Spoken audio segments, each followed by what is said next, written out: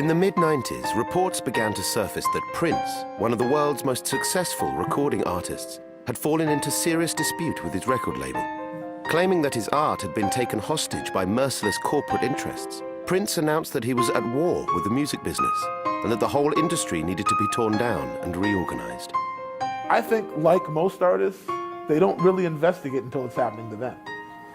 And I think that's pretty much what Prince found himself doing, is examining more closely. Like, well, how does this work? Prince is astute, man. He likes to read and share ideas. So the more he got into the literature about the music business, the more upset he got. you know? And how it's designed. I mean, it's systemic. That's what it. Rule number 4080, record labels are shady. Shout out to Tribe Called Quest. Does. You exploit an artist, and they get paid a mere pittance compared to what you make. Initially interpreted by the public as an obscure contractual disagreement, the dispute proved to be the opening installment in the remaking of the music business at the close of the What is this concert? Comment below, what concert is this? millennium.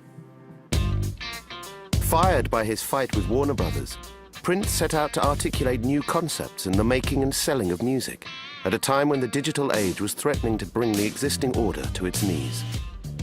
In the 80s, Prince revolutionized music. He invented the Minneapolis sound, and he sort of brought a whole new style of music, a whole new fusion music, white and black, funk and rock, and everything into one big thing that was, you know, just Prince. That's what it was. He took the way music sounded to a whole new level. In the 90s, when his music was less revolutionary, he revolutionized the business. He revolutionized the music industry. And time after time, what he does has vision and foresight and is ahead of its time. And it turns out that not only could he do that musically, he did it with business as well. Yet, he's not going to get the credit for that. At the time, the significance of Prince's message was largely overlooked. His behavior was received as surreal and eccentric by a world that was yet to discern the forces of change that were gathering on the horizon. Routinely dismissed as a spoilt, clownish sideshow, Prince's profile suffered badly and his new work was increasingly ignored. But when the change arrived, it became clear that Prince had been a visionary, and he found himself restored to prominence as a leading figure in the modern landscape of art Y'all remember and music. Napster, bro?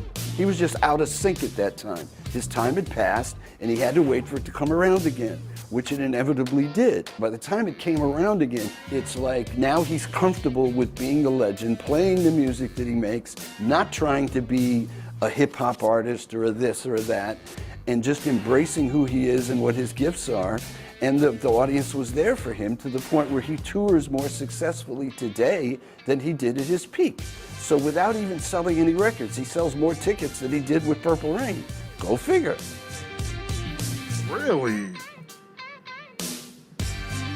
He stepped out on faith by even putting out records independently and doing things like selling through the newspaper, which is why he's gotten a lot of flack from the powers that be. They don't appreciate that because then that stimulates the minds of people who are coming up. And as you see, even the younger generations now, oh, it's just academic now. This is what they do. So yes, it has helped him. And whether he gets all the credit now or, 20 or 50 or 100 years from now, he will go down in history as one who did something that was revolutionary.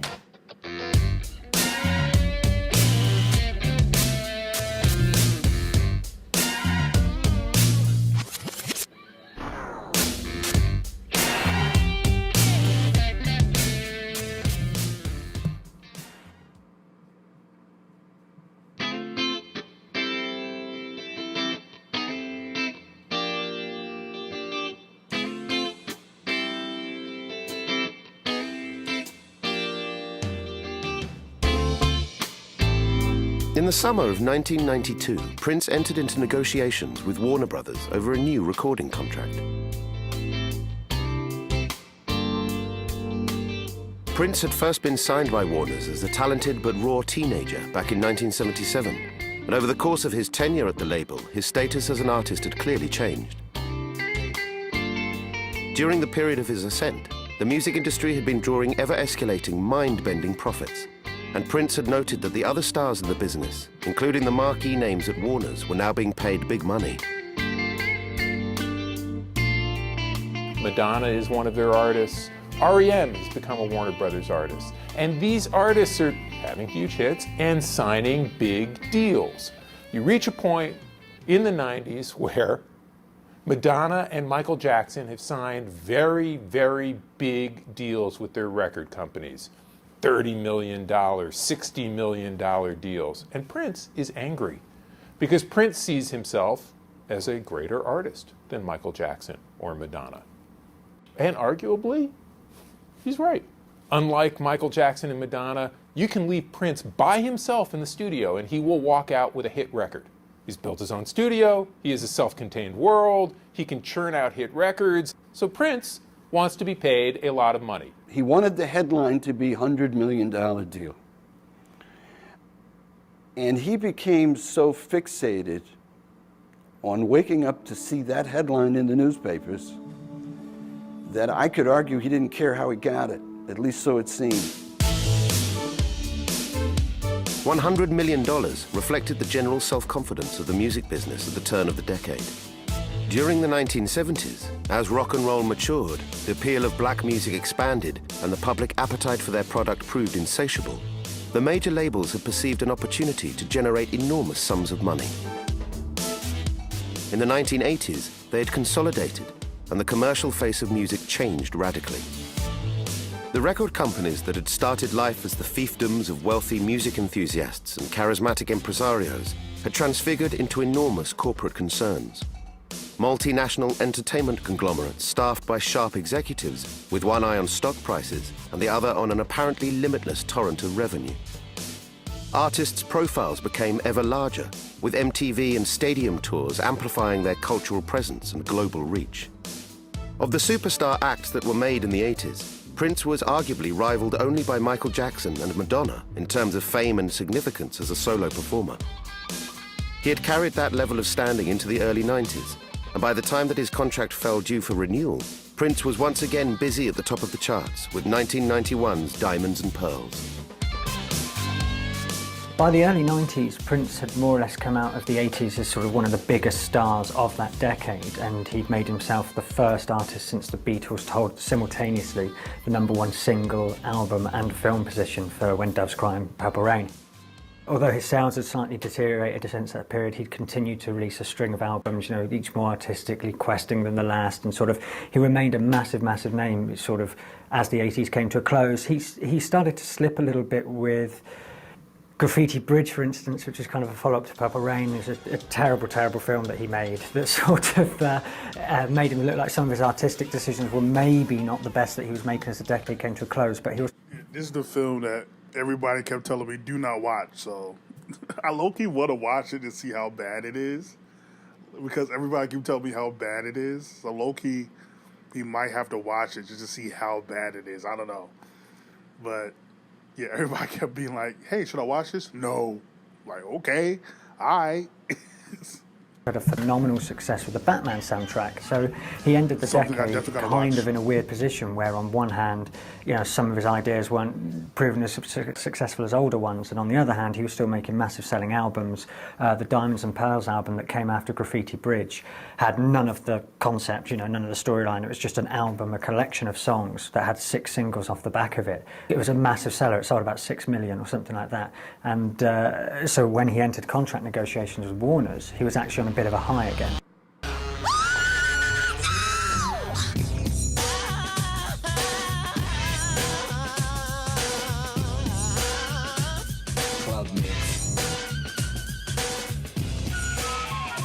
Diamonds and Pearls came at a time where Prince arguably needed a hit record. His contract was up with Warner Brothers, due for renegotiation. I don't think there was ever any indication that he really wanted to go elsewhere. Perhaps he understood, he would never admit to, but perhaps he understood that the other majors weren't of the cultural proclivity to indulge him the way Mo Austin and Lenny Waronker at Warner's had. 23 positions in a one-night stand. Diamonds and Pearls came after some records that were not as successful commercially as his records in the 80s had been. And as the artist getting ready to go into contract renegotiation, it certainly benefited him to have a more commercial successful record, and Diamonds and Pearls gave him that right.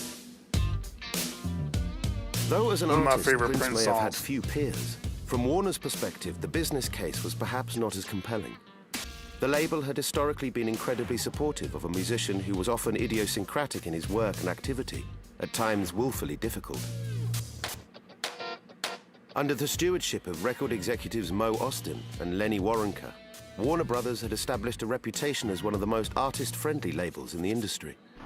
Ostin and Waronker had started out in the 1960s and retained some of the idealism of that era. Their ethos was one of allowing musicians the space to develop and express their creativity over the long term, free from commercial pressure or the demand for instant success. Prince had enjoyed the freedom to pursue the full spectrum of projects that caught his muse without oversight. The label had assented to his desire to be self-directed and to work without a producer. They had backed his forays into filmmaking, and they had agreed to invest in setting up his own label, Paisley Park Records.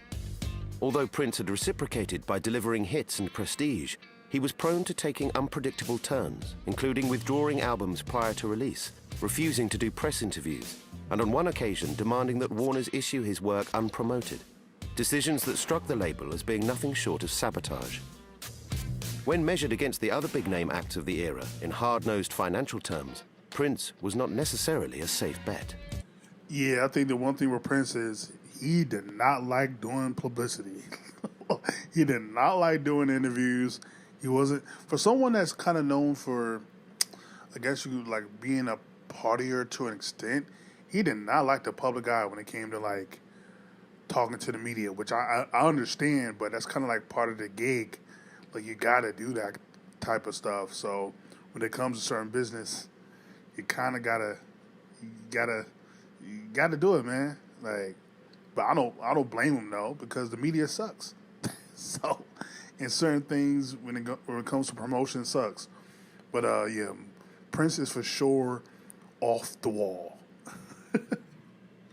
See, like, because comparing the Michael. All right, I'll shut up now. I wouldn't have thought that Prince was, strictly speaking, as bankable as Madonna and Michael Jackson. These guys were selling phenomenal records every time they put something out. And as you can see through Prince's sales throughout the late 80s, his sales had been slipping as the decade came to an end. His albums were sort of more high concept pieces, like Lovesexy kind of confused as many people as the amount of people that bought it. He was making strange business decisions by the end of the 80s, particularly with the Lovesexy tour, to sort of tour in Europe, ignore the US market, and he did the same with Sign of the Times, not make so much money as home, go to his European fan base, whereas the other guys had a more worldwide touring, album-selling setup. The problem they were having with Prince was that he was producing too many records too quickly, faster than their promotion and marketing machine could really digest, faster than the marketplace and the media could digest. We were in an era where most artists would release records anywhere from between 2 and 3 years apart, and he arguably could have had 2 records a year if he had wanted to. And he did want to, because he was of the mind that a record was like a newspaper. When it was finished, it was of that time. And I finished this song last night in the studio. I want people to hear it today. It's relevant to today. I produced it today. It's about how I feel today. People should hear it today. And of course, the legitimate argument was that radio wasn't prepared to accept that much product from any single artist either. And as a result, it made it difficult for the label to promote it. So there really was a legitimate argument to space things out.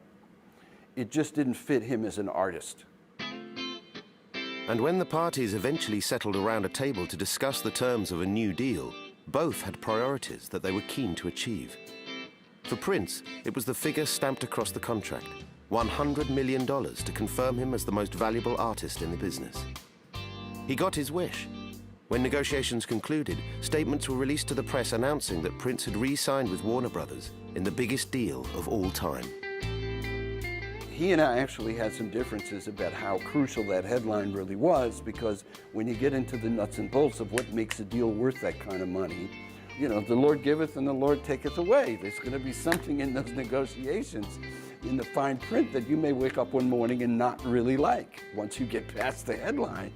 And that was my argument. So I approached it pretty cautiously, because I realized he really, really had an astoundingly supportive, you could even say indulgent arrangement with Warner's.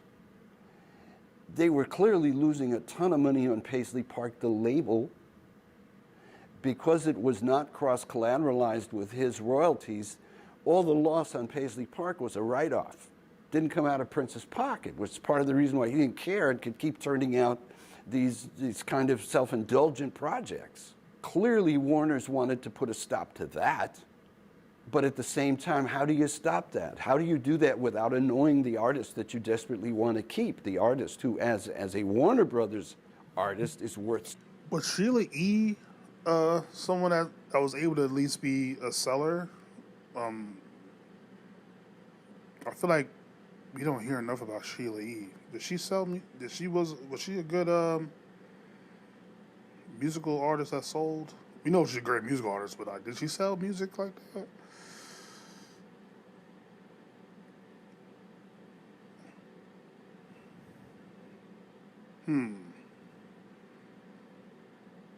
Yeah, I think if you just focus on Sheila E. and Prince, y'all would have been good. So much, not just in terms of sales, but in terms of the cachet.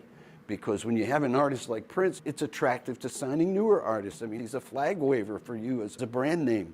So they were in a bind where they were looking for any means with which to cut their losses on Paisley Park, the label, without doing something that would affect their relationship with him as a creative entity. And inadvertently, he gave them that out. He gave them the means that they needed by saying, I want this $100 million deal. I'm fixated on the advances I get from my records. That's really the most important thing to me. And everything else be damned at the end of the day. Prince came out with a deal that gave him a 20% royalty rate, and he was promised $10 million on every new album, providing that the previous album sold 5 million copies. So Prince came out of the business meeting trumpeting that he'd had this great $100 million deal that he'd just signed with Warner Brothers. Now, as promised, those reports on popular culture. When RCA Records signed Elvis Presley back in 1956, they paid $35,000, unheard of at the time. Here's an unheard of figure for our times, $100 million. That's the deal Prince cut with Warner Brothers Records. A $10 million advance, $10 million each for 6 albums, the rest in royalties. More than Michael Jackson, more than Madonna. And Prince gets a title, Corporate Vice President. Madonna is worth $60 million. His is worth $100 million. It's not. It's actually not. There are articles immediately at that moment in the press saying it's worth up to $100 million. I know these people working with Prince are saying it's a $100 million deal, but it's only worth $100 million if each one of his next 5 records sells 5 million copies. Now, in the 90s, that seemed possible. Today, of course it seems impossible. And even then, it seemed only possible, not probable. Gearing up to launch a new album and a tour right now is Prince, whose upcoming LP, Diamonds and Pearls, will unveil his latest band. Prince stopped by his label, Warner Brothers Records, last week to give staffers... I feel like it would be possible if Prince continued on the trajectory of doing your Purple Rains, Diamonds and Pearls type albums. The problem is Prince isn't the type to cater to radio or cater to what's popular. He has his own groove and his own whatever vibe he's on at the time that's going to be maybe completely different from what the norm is or completely different from radio or what the label wants. Therefore, it might not be as popular. Therefore, it might not sell as much or be promoted as such. So you're definitely in a pickle there. He's definitely in a pickle when it comes to that. Sneak preview of his upcoming Diamonds and Pearls album. I'm Diamond and this is Pearl. Any contract where an artist guarantees that they're going to sell 5 million copies of anything is risky, to say the least. But Prince was in a very good position to do that at the time. Creatively, it's hard to say. The Muse is an unreliable thing, and even though he was enormously successful, if not necessarily as innovative as he had been in the past, he'd had huge commercial success with Diamonds and Pearls, and he seemed poised to continue it. Diamonds and Pearls had sold 5.8 million copies. 5.8, not 10, not 12, and not 6. It had sold 5.8 million copies, so he had to keep at that level. And generally speaking, you don't top yourself. A reasonable expectation is you're going to sell about 30% less. 30% less at 5.8 would be under 5 million. Therefore, he's not going to get his $100 million. And in point of fact, he's probably going to end up owing the record company money, because all that money is, well, in advance. It's a loan. And it doesn't take Prince long to realize this. As to whether the deal worked out, which is everybody's question, it's one very simple answer. A year and a half later, he had Slave on his face. With his new deal secured, Prince refocused his attention on music, though the terms of his agreement now set a high bar for the commercial performance of any upcoming releases. Prince had assembled a band, the New Power Generation, to whom he had given co-billing on Diamonds and Pearls, and had moved away from being a solo, electronically driven artist to working more collaboratively within a traditional group setup. Diamonds and Pearls and its accompanying tour had been enormously successful, and a follow-up record was almost complete before the ink had dried on the contract with Warner's. Keen to maintain momentum and push into the 90s with a new sound, the band worked intensively in the studio for what would become popularly known as Love Symbol, after the unpronounceable symbol that took the place of a title.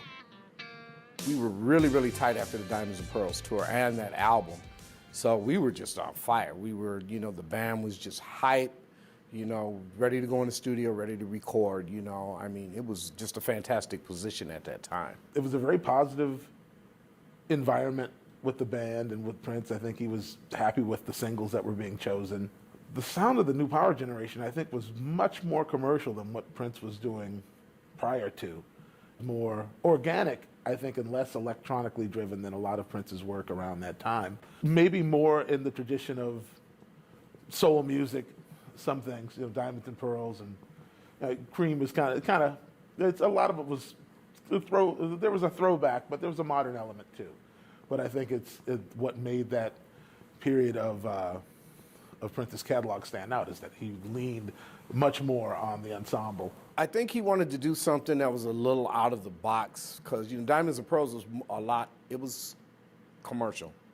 Pretty commercial, actually. I mean, it was like kind of asymmetrical, but very well done album, but it was a lot more commercial than things he had done. I think he wanted to do something else, something, that was more expressive of his creative side, He always tries different styles of music, We grew up together as kids. We used to jam and play all night as kids, funky, because, we had all the great funk records at that time, So that's in his DNA. That's just something that's going to come out anyway. But I think once we had that particular that band MPG, that was just a whole nother monster. That whole band was just funky as all get out. It was just a great band. The New Power Generation, just taking control. Yeah, introducing Maite. Hello, darling. So far with me. Tony M, Kirky J, and Damon D. The lineup of the New Power Generation included a rapper, Tony M, who featured prominently on the Love Symbol album as Prince attempted to address the changes sweeping popular music during the late 80s and early 90s. The coming of hip-hop had made a major impact on black music and culture in particular. The funk and soul jams of Prince's generation were subject to a wholesale clear-out as rap became all-conquering. But by the early 90s, hip-hop itself was beginning to evolve, and the party records, political polemics, and social commentaries of its formative years had given way to the aggressive, nihilistic dystopias of gangster rap, a world away from Prince's traditional frame of reference. Love Symbol made a conscious effort to address the zeitgeist, but came up short. Alongside a narrative concept and spoken word segues that confused audiences. At the same time, MC Hammer was going diamond around the same time, so... it's still 92, 93. Like, I don't think until like 94, 95 is when it starts getting like, okay, we done with the party records for real. But I think he still had a year or two if it's still in the early 90s. Now, if it's the mid-90s, then yeah, he in trouble. he in trouble. The album's melange of funk, soul, and R&B included an attempt to incorporate rap, most notably with the singles Sexy MF and My Name is Prince. Both tracks charted poorly in the US, placing at numbers 66 and 36 respectively. Coming after the recent hits from Diamonds and Pearls, it represented a drastic decline in fortunes. As for Prince's fabled $100 million, it had evaporated. Released in October 1992, Love Symbol struggled to achieve 1 million sales, far short of the minimum 5 million required to secure his advance from Warner's. The new era had got off to a shaky start.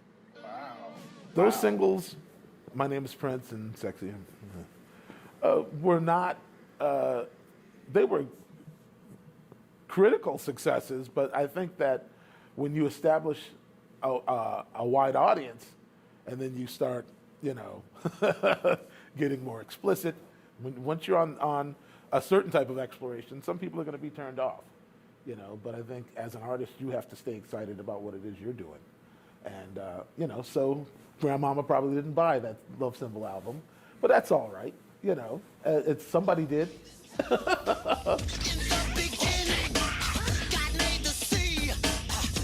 Yeah, I think also the problem is, again, I grew up in a Michael Jackson household. We didn't listen to Prince like that because his albums were too explicit. So, yeah, Michael Jackson, you can listen anywhere. You can listen to it at church. You can listen to it at graduation. You can listen to it at home, barbecue, you know, wherever.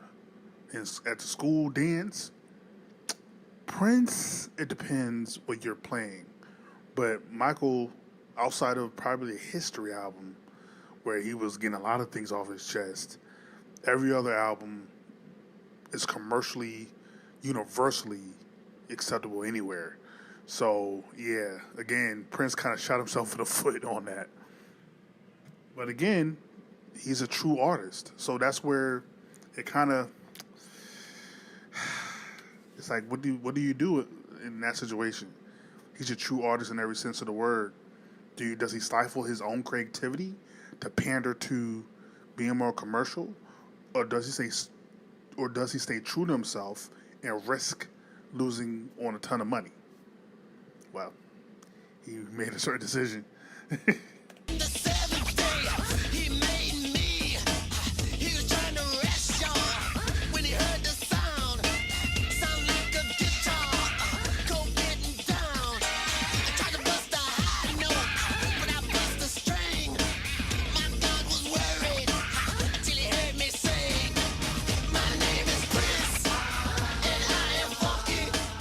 It was a turn from being safe. He wasn't looking at the record trends and what the sales were going to be and all that. I mean, everybody wants to hit records. I'm not saying he didn't want to hit, but he wanted to do what was in his heart. He wanted to do music that was coming out of his heart. He's not going to go, I want to do Diamonds and Pearls too, the Three Ladies, or you know what I mean? It's what's, you know, coming through him. Prince and the New Power Generation take control. Act 1.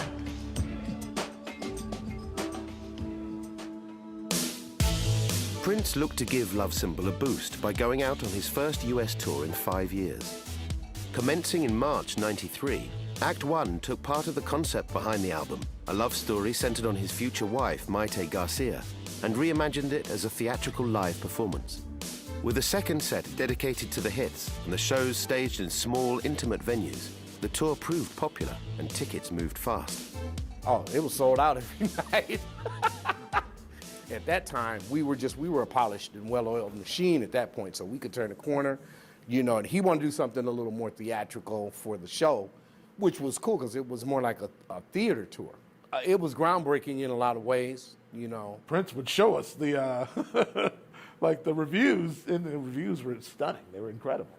Everywhere we went, it was sold out, and the band was on fire, and it was just, we just had a great time.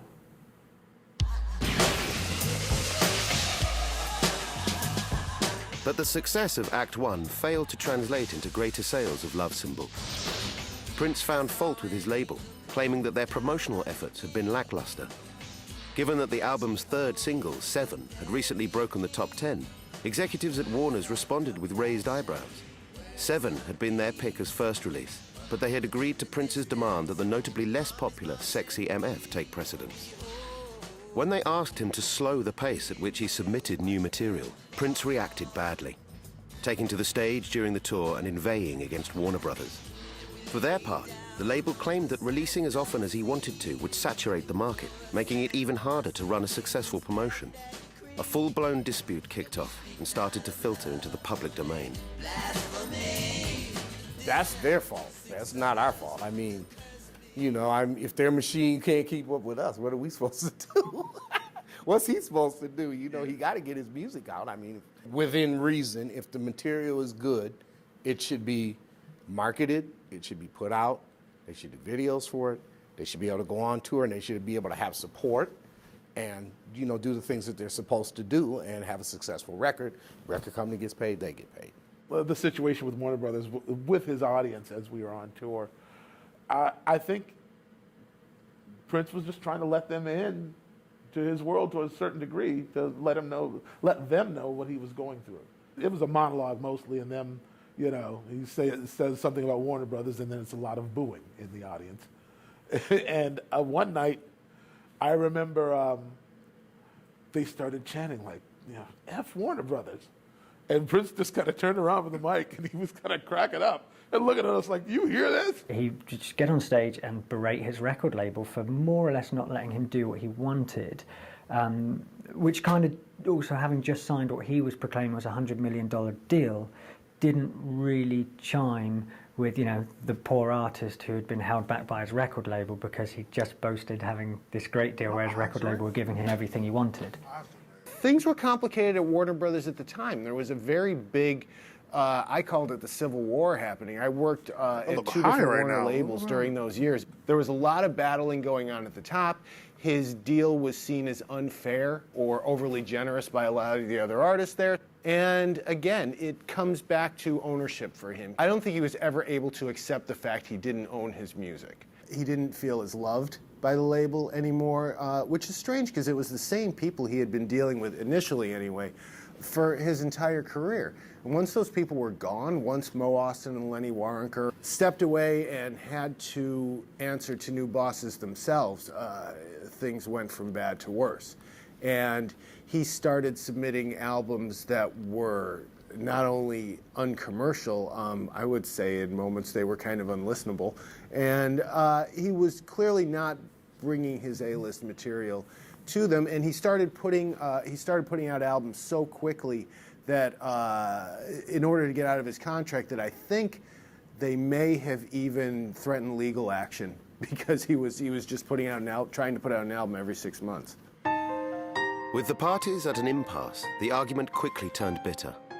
In the summer of '93, Prince presented Warner's with a new Power Generation album, Gold Nigger. Side projects and collaborations with both protégés and other artists had been a long-standing feature of Prince's work, enabling him to make musical excursions and explore artistic concepts without the expectations attached to his core brand.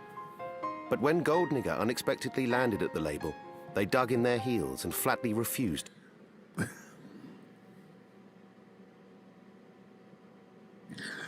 To hear this UK or whatever voiceover talk about when Gold Nigger, I did it not. I'm sorry, it just threw me off, man. Release it. I can't believe he really called the album Gold Nigger. My nigga Prince, man. Like, yo, he called the album Gold Nigger. Like, what you thinking, nigga? You trying to be Nas? Well, no, Nas did that like in 08, so it was some years later. But come on, Prince, man, what you doing, bruh? Prince was dismayed. He responded by pressing up the album himself, distributing through a telephone order service and merchandise stalls at his shows. This foray into independence in turn provoked the ire of Warner Brothers, who dimly viewed it as a naked breach of contract. By this point, they wanted to release a best of, sort of consolidate his career a little bit, make sure they made a lot of money out of this, all of the Prince hits album sort of thing. And Prince just kept bringing them new albums and new material, and he had another side project album, Gold Nigger, which was his New Power Generation album, fronted by Tony M, the terrible rapper. This was never going to sell, but Prince wanted Warner's to release it. He had success with The Time, he had success with Sheila E. and all these other side projects of the 80s, but by the early 90s the quality of work wasn't there, and so if Prince's own work isn't selling as well, they certainly weren't interested in releasing a side project that had no hope of selling at all. Back to the scene! Basement's packed, but if you at the front door, breaking back. That's security, ensuring the best possible time for you and me. Yeah, the party's jumping, everybody's bumping to Rock Creek Park when Bonner's girl got silly. Jumped on my chandelier and got busy. Yeah. They didn't believe in it. They didn't see the vision, I think the idea behind the Gold Nigger record was to put out an organic rap/soul record, with real instruments, and also was a showcase for Tony M to do his thing. It's very much in the tradition of like blaxploitation films, in a lot of it. I think that we had like a deuce and a quarter on the front of the record. Like we were in California, posing all thuggish, ruggish, looking like we were, some kind of gang. But it was kind of just a throwback thing. We had worked on these tracks, and Prince had been driving around listening to it. He was just like, I really like this. Let's put it out. Those albums were fun to do because we could step out of the box and we could do a totally different sound from what Prince was doing, but there were still elements of that sound that still tied it all together. And I think at that time, that sound for me was some of the funnest stuff we ever did. I thought it was funky. Yeah, and it's, these things happen, and you just have to move on to the next thing, and that was heartbreaking, but you move on. That was kind of in the same creative territory as another thing we worked on called The Undertaker. And I think this was also where Prince began to realize that he wasn't legally able to circumvent the system. Something happened with The Undertaker, like he wanted to just press like 1,000 copies and just give it to friends and, concerned parties. And somebody at Warner Brothers said, you can't do that. And it was just, it's covers. It's like Honky Tonk Woman and, and there were some originals on it, but I mean, it was very cavalier. It was a jam session with me and Sonny and Prince, in the middle of the night. He was like, this is cool. Let's I want to get this out to some people. And, Warner Brothers intervenes. No, you can't do that. Anything you release, has got to go through us. Feeling trapped, and that his art and identity had been taken hostage by a cynical, autocratic and self-serving corporation, Prince made one of the most drastic and infamous moves of his career. He stopped being Prince. On June the 7th, 1993, Prince announced that he had changed his name to the unpronounceable glyph from the Love Symbol album, that he would no longer turn in any new material to Warner Brothers, and that his contractual obligations would be met by releasing old songs from The Vault. His core fan base remained supportive, but the wider public were perplexed. Though his PR team loftily asked that he be called The Artist, he was more commonly referred to as the artist formerly known as Prince, and universally mocked by a media industry that was sure he had finally vacated his senses. The artist formerly known as Prince is one of the most controversial and most mysterious figures in rock. He's even asked to be referred to only as a symbol, but for clarity in this story, we'll call him Prince. That extraordinary moment where Prince changes his name to the symbol, a symbol that nobody knew how to print. Warner Brothers actually was on the hook to produce like little round discs full of the software to hand out to people at magazines so you could reprint Prince's name the way he wanted it printed. Crazy. Well, I remember the first time I saw that was watching The Fresh Prince when like Ashley brought her boyfriend home and Uncle Phil was like, "What's your name, son?" And he just wrote down something And then Uncle Phil was like, "Oh, really?" And it was supposed to mean like death or something stupid. So then Uncle Phil writes down something and says, "Get away from here!" Like, but I never, because I wasn't a major Prince fan. I was like, formerly known as Prince. Like, what does that mean? It wasn't until I got older to where I actually understood what the heck that was. But it could have been, that whole thing could have been really dope if it was a marketing plan regarding just an album. Like, it's a symbol. Like, if that could have been actually a dope idea to market an album, right? But yeah, Prince just, I want to side with him so bad, but just like, yeah, you signed a contract, brother. I can't really side with you on this one. Like, you kind of did it to yourself, brother. Like, My name is very spiritual to me. It has a great deal of spiritual meaning. And 12 degrees, how damn. One day maybe I'll hear a sound that will best give me the feeling of what it's supposed to be. But for right now, I just go by the look of it. At that moment, his complaint is that Warner's isn't giving him ownership of his intellectual property. That's the way we would phrase it today. It becomes an intellectual property battle. I made this music, why don't I own it? Why don't I own my masters? Wait, why don't I own my publishing? All things that Prince continues to be obsessed with to this day. And yet, at that time, these were things that musicians didn't talk about that much. Now, not that unusual to find either an indie musician talking about, well, I want to stay at an indie label because I want to own my work, or to find someone, a veteran artist, saying, I'm suing my record company to get back my rights because under copyright law, and then it just becomes a lecture. But at that time, we weren't really used to artists making these complaints. It seemed like belly aching. I mean, it seemed like someone who's famous and rich complaining that he wasn't rich enough. The name change you could look at a lot of different ways. I mean, the undeniable fact is that the name change made him kind of a buffoon. It certainly became the subject matter of talk show jokes and so on. He had to see that happen coming. I can't imagine he didn't. That's right. The artist formerly. What do you call him? Well, you got to hold up this thing. No, seriously, what do you call him? Well, this right here. Oh, can I call him Prince? Oh no, you have to hold up the thing because he's the artist. Hey, Paul. Oh, Lord. The dispute and the name change were unquestionably damaging to Prince, especially the name change. I think I'll call him Prince. All right, why don't you just get a cab and go home? All right. Check it out. His behavior had been strange. His public behavior had been strange in a lot of ways leading up to it. And when you do something like change your name to an unpronounceable symbol, sure, it's an interesting publicity stunt. But if you're at a news organization, let alone a record company, okay, when you're talking about the artist's name, the amount of production work that goes into simply rendering that is a whole other thing, to say nothing of the public perception of what it says about that person. Now, he may have had his reasonably defensible legal and moral reasons for wanting to do that, saying that, Prince is a corporate entity separate from me, the actual person. My name is... My name is...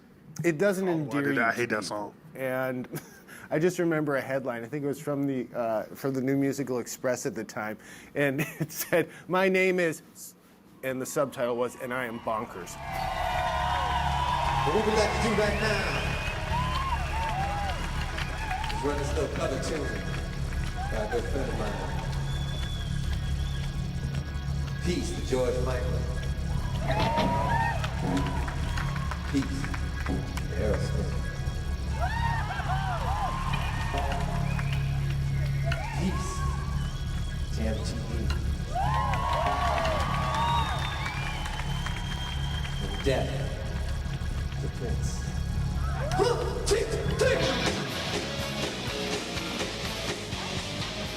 Having proclaimed that he would no longer submit records to Warner Brothers, but yet still under contract, Prince found himself in a bind.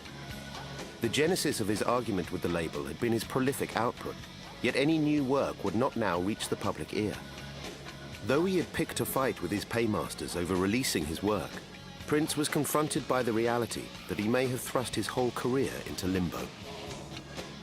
He was a man who, in the late 70s, negotiated not to have a producer. He had an executive producer on his first album, but he wouldn't have an actual producer on it.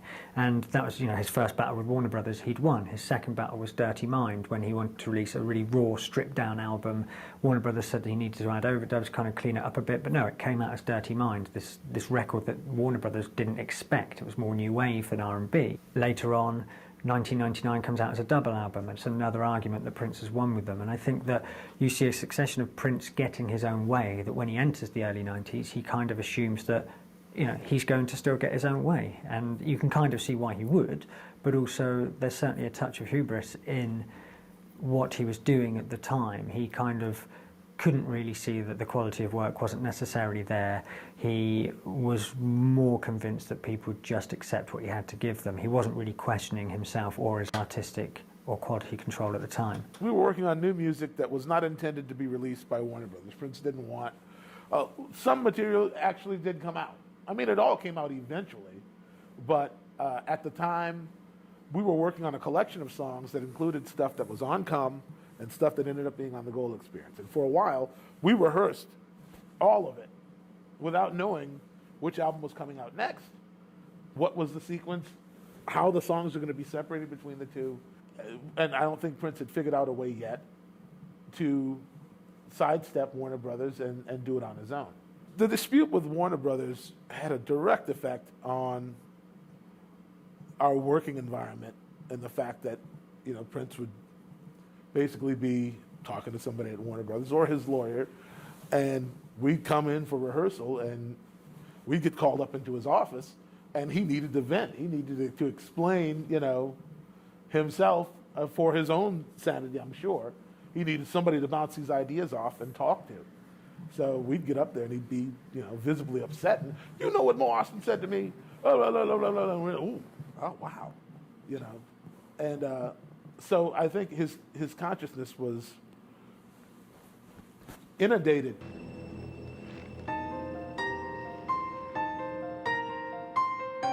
And with corporate restructuring kicking off the civil war at Warner's, Prince's former allies at the label were being steadily purged.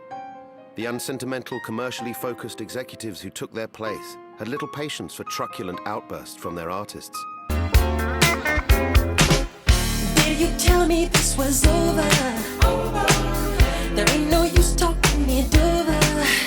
Yeah. Or can you try to tell me sooner? Or can you tell me it was over?